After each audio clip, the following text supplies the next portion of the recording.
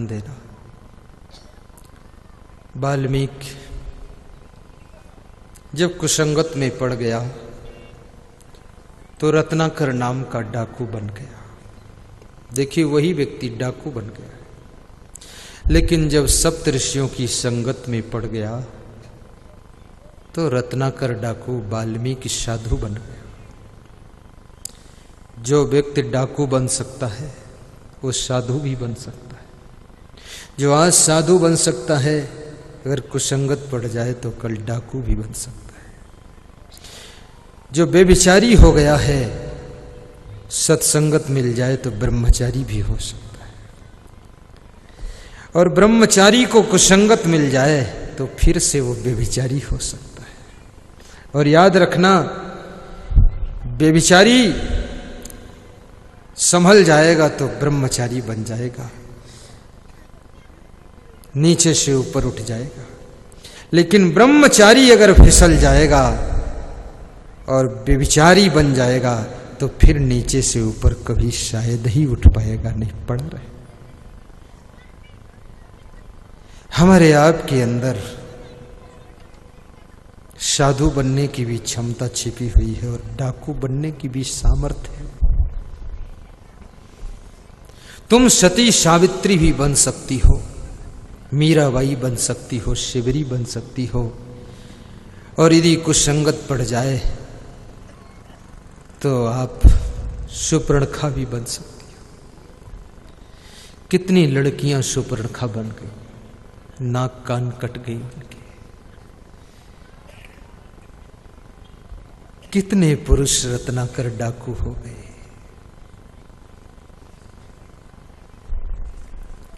मीराबाई बनोगी, शरीर मरने के बाद भी तुम अमर हो जाओगी। मीरा ने जहर पिया था, जहर पीने से मीरा मरी नहीं, मीरा अमर हो गई। लेकिन मीरा को देख करके न जाने कितनी स्त्रियों ने जहर पिया, वो सब की सब मर गई, कोई बची नहीं। मीरा के भावों में जहर पियोगे तो जहर अमृत हो जाएगा, और मीरा की नकल करके जहर पियोगे तो जहर जहर ही रह जाएगा और तुमको मार देगा। शिवरी बन जाओ। शिवरी बनने का अर्थ क्या है? यानी तुम्हारे मन में सब्र होना चाहिए, संतोष होना चाहिए। हर परिवार के अंदर सब्र की जरूरत है। कभी कपड़े नए न मिले, पुराने कपड़े धोकर पहन लेना, होली का त्योहार मना लेना, सब्र कर लेना।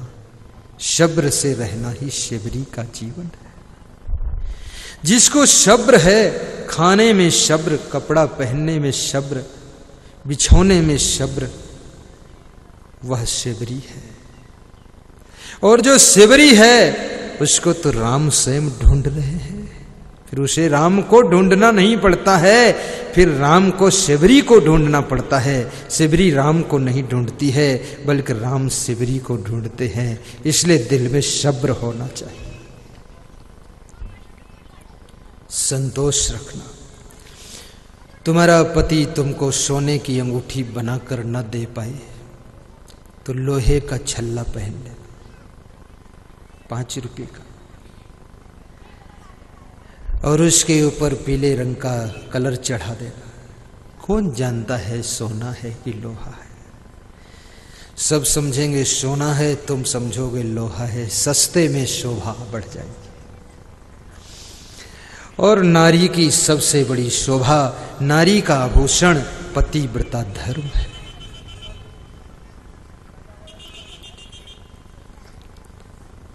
कोकिला नाम स्वरो रूपम स्त्री नाम रूपम पतिव्रतम।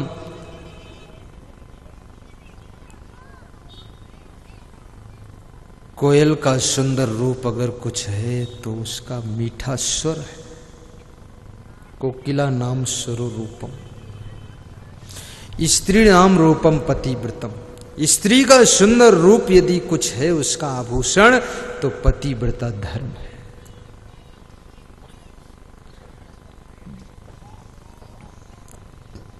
और पुरुषों को भी मैं कहूंगा, अगर तुम चाहते हो कि मेरी पत्नी पतिव्रता हो तो हे पुरुषों, तुम फिर पत्नी व्रता बन जाना।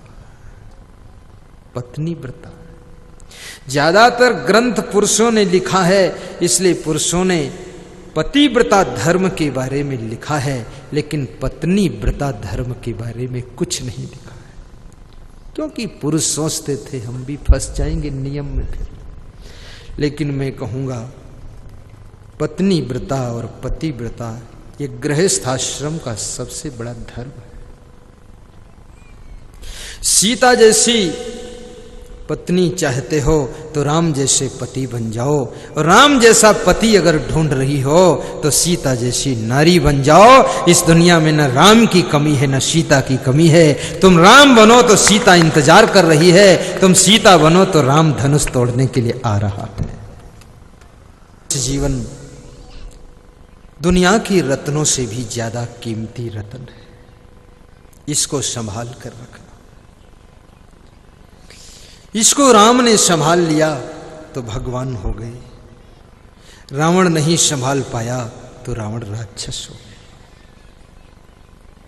इस रतन को संभाल, लेकिन राम के जीवन रूपी रतन को संभालने के लिए विश्वामित्र गुरुदेव की कृपा थी, वशिष्ठ की कृपा थी, और वनवास के पीरियड में न जाने कितने साधु संत ऋषि मुनियों का आशीर्वाद था, तब राम का जीवन संभल गया और फिर राम भगवान बनकर के हमें आपको दर्शन दिया। रावण के पास में कोई न विश्वामित्र गुरु है, न वशिष्ठ गुरु है, न कोई साधु संत है, इसलिए रावण का पतन हो गया। भगवान को भी संतों के आशीर्वाद की जरूरत पड़ी है, तो एक साधारण इंसान को क्यों नहीं संतों का आशीर्वाद लेना चाहिए।